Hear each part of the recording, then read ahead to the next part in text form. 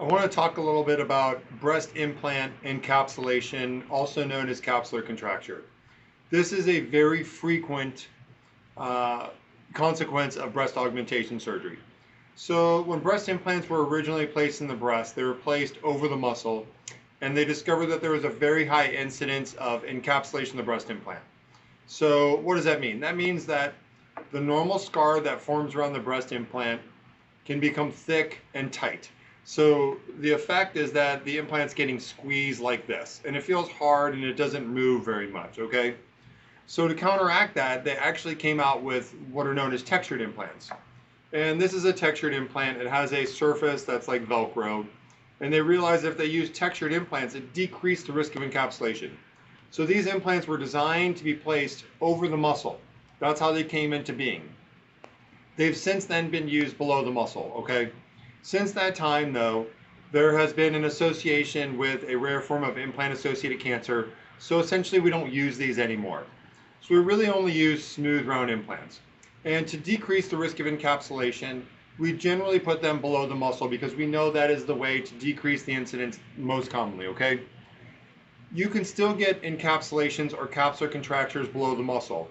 If that occurs, the implant sits high. And what you'll notice is that the breast will sit a little bit lower. So it looks like it's abnormally high. So almost flatter on the bottom half and really full in the top half. And the truth is there are varying degrees of capsular contracture. And probably about 1/3 of patients get some degree of capsular contracture. Well, if your breast isn't droopy at all or your skin's really tight, you're less likely to notice it.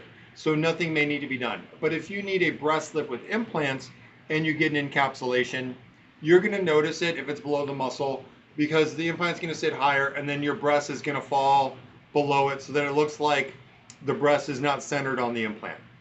On the other hand, if you put an implant above the muscle and you encapsulate, it's going to be firm, but it may not be high, okay? So, what does that mean for somebody? Look, the capsular contracture is frequent enough that the implant companies actually warranty for it for a couple years. If that happens, we generally have to make a new pocket for the implant. What I'll commonly see patients, they've had multiple histories of encapsulation and treatments, and the surgeons have always not relocated the implant in a new pocket, and what they've frequently done is just sort of scored or released the capsule. Well, that doesn't work because you're still in that abnormal disease capsule. So you don't even have to remove it. You only have to remove it if there's rupture present. Otherwise, you just have to take it out of play and put it in a new pocket. So generally, we still recommend for our patients that we put it below the muscle, all right, to decrease the risk of encapsulation and also so that you're not going from flat to round, okay? So the muscle provides a smooth contour to the upper half of the breast. So generally, we're going to recommend putting it below the muscle for that reason. And just realize that if you get a capsular contracture, you may need reoperation and that it's not that uncommon. Especially if you're needing a breast lift with implants, you carry at least a 30% risk of needing revision for capsular contracture, symmetry reasons, or bottoming out. In some cases, we will use preventative mesh to try to prevent it, but that could also create a different set of issues. So sometimes you may just need a second surgery. So if you're getting breast lift with implants, we try and counsel you so that you understand that these things can occur and that you may just need 2 surgeries to get your best result. You may be happy in one, but you may need 2, okay? What we do not want to see, though, is a compensation of putting oversized implants in above the muscle to compensate for the lack of doing a breast lift. What that results in is a tight, firm breast implant that gets stretched down. You get that stretch deformity where it's flat, stretching into the lower half of the breast. And when you lay down, it's still going to float because the skin is stretchy and it's not being held in the muscle. If you lean forward, it's going to appear to fall off your chest, okay?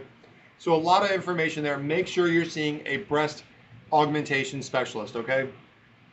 A breast augmentation specialist is a body contouring expert also.